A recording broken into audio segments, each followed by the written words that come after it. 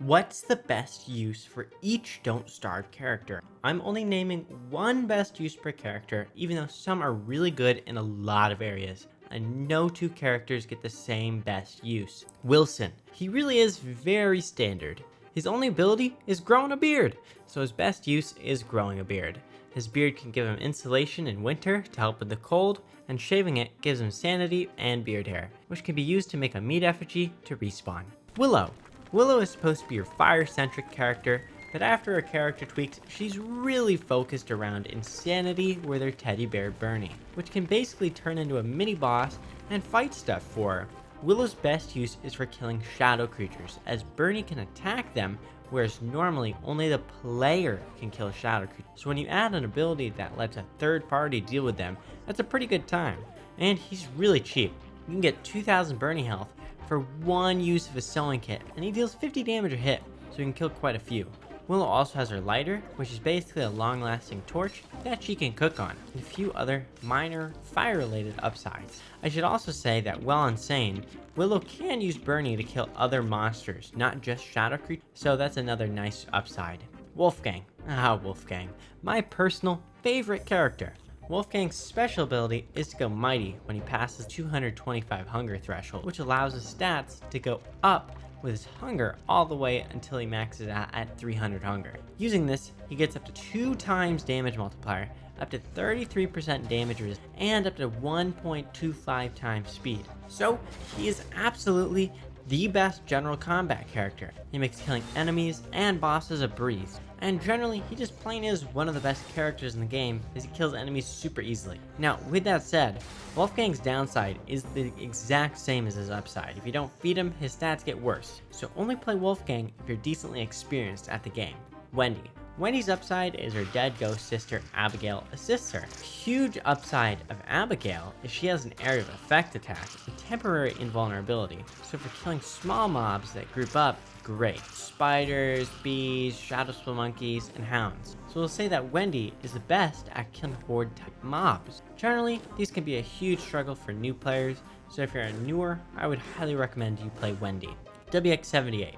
WX78 is another character with multiple huge upsides. His stats can get absurdly high if he eats 15 gears, with a maximum of 400 HP, 200 hunger, and 300 sanity. He can also become overcharged if struck by lightning, which causes him to run 50% faster, become immune to freezing, and he'll become a light source. It will also heal him 100 and hurt his sanity 30 when struck by lightning. With that said, WX78's best use is his high movement while overcharged. Unlike Wortox, who will be coming up, his speed is consistent, making it useful for small movement as well as long range movement, which means it can also be great for kiting mobs. Wickerbottom.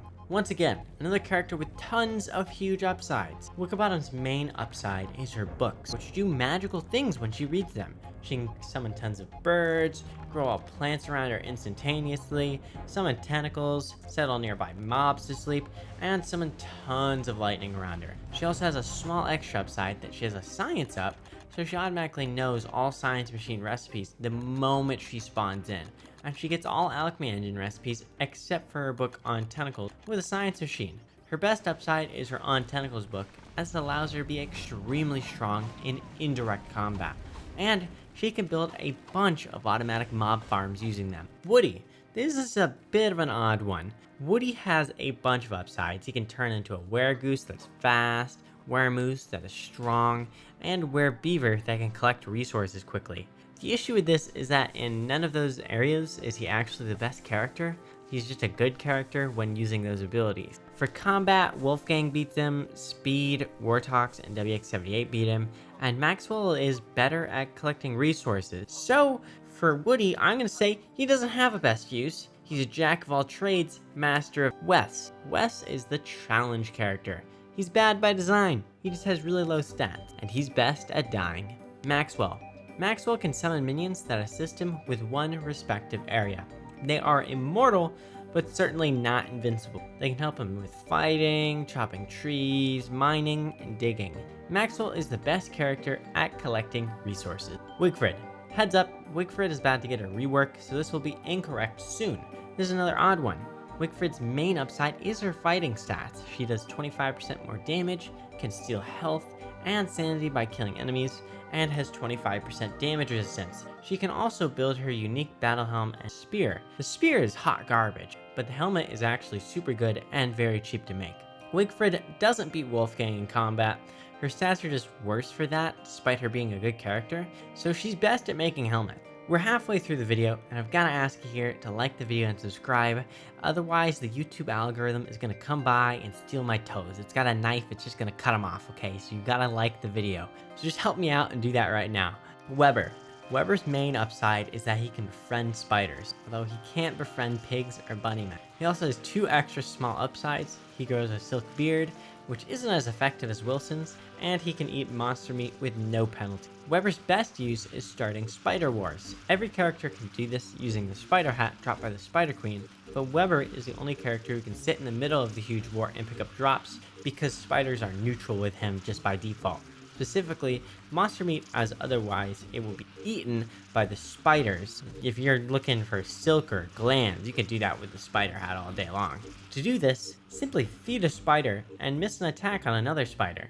Your allied spider will attack it, causing nearby spiders to come to its aid. Then your allied spider gets attacked, causing other nearby spiders to come to its aid. Warley. This character is extremely underwhelming and could honestly use a big buff. His upside is that he has a portable crockpot and that he can add spices to dishes that make the dishes give super strong upsides, such as the player dealing extra damage for half a day. The issue with these spices though is you have to use farms, like improved farms or basic farms, which are incredibly time consuming to get these spices, and they're really inefficient. Warley's best use is his spices, but if you're playing him as your main character, this is really a complete waste of ability and a character choice because his downsides are massive. I mean, he can't eat anything but crockpot dishes, and he can't eat the same crockpot dish twice in a row, so it's really obnoxious. In very late game worlds, such as when the player decides to mega base, it may be worthwhile to swap to Warley for a very short period of time to create these spices, then swap back to another character before going to kill a hard boss, such as the Ancient Fuel Weaver. But so far as I can see it, it's still not useful. So he's kind of just out here with his best use being like, for worlds like 1,000 days plus, it's like, oh my gosh. I really hope they buff this character. Wormwood is another character that if you play him as your main character, he's pretty underwhelming. Not due to having weak upsides like Warley though, his issue is that he can't use healing foods, so generally he gets screwed in combat. Wormwood can plant seeds without a farm plot, he has his bramble trap, which is an alternative to a tooth trap, and he can gather living logs by chopping off his own arm, hurting himself 20 HP. Wormwood's best use is gathering living logs. They're needed in huge quantity and used for tons of OP magic items, such as dark swords, the best weapon in the game. Generally, if you aren't playing with a Wortox, I'd recommend that you just swap to Wormwood for a short period of time to get his living logs, then swap to another character with more persistently useful upsides and less downsides. Wortox is a DLC character, as a couple of the other characters are here too, but this matters a little bit with it. And he's also a character I rated as strongest on my character tier list because he has just so many OP abilities. Healing 20 HP for each enemy killed, which can then be shared and multiplied to a group of players nearby, and he gets even more than that if it's a boss. And he's also the fastest moving character due to his soul hop ability. Since we're only naming one best ability, his best ability is healing. Taking damage is basically meaningless for him as long as he's wearing armor. And if he plays in a team, the same thing goes for everyone around him.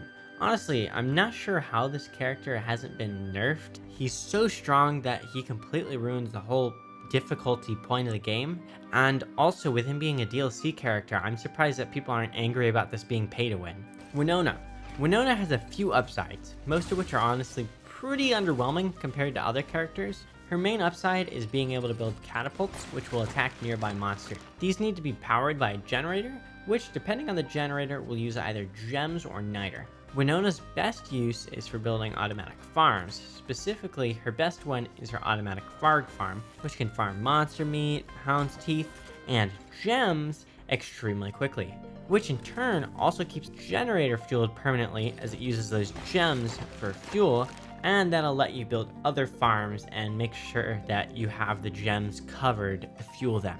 Wurt. Wurt is once again a character that is underwhelming. I mean, pretty darn underwhelming here. It's not great. Wurt can befriend merms, build a merm king to power up merms including herself, and run faster on marsh turn. Wurt's best use is befriending merms, which can be useful for collecting resources as they're cheaper to befriend.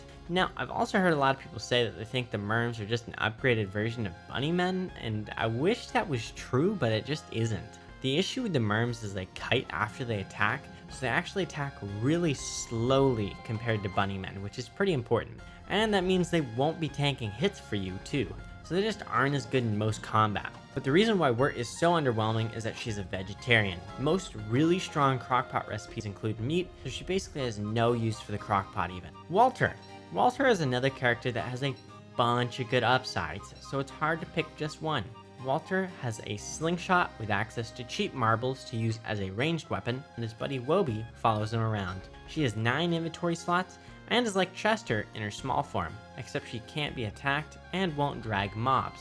Wobie can be fed monster meat to turn huge. Walter can then ride her like a beefalo and go really fast. However, if Wobie gets hit while in this phase, she will buck Walter off, leaving him stunned for a second, where monsters can get more free hits in. Since I have to choose one best upside, I would say the extra 9 inventory slots is Walter's best, because you can always use more inventory space. And that's every DSKT character's best use. Did you like the video?